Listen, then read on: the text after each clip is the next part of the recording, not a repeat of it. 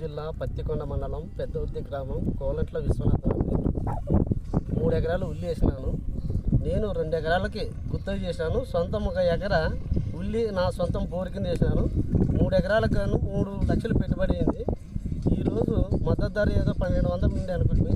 ఆ 1200 కూడా లేకుండా హెక్టార్కి 250 రూపాయలు ఇస్తా, 2.5 ఎకరాకి వచ్చేసి 50,000 ఇస్తా అంటున్నాడు.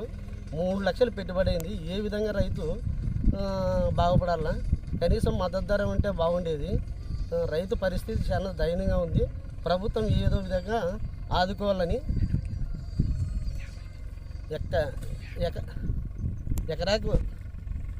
ఎకరాకి 50,000 ప్రకారము రైతుకి సమకూర్చాలన్నట్ల ప్రభుత్వాన్ని అడుగుతున్నాం.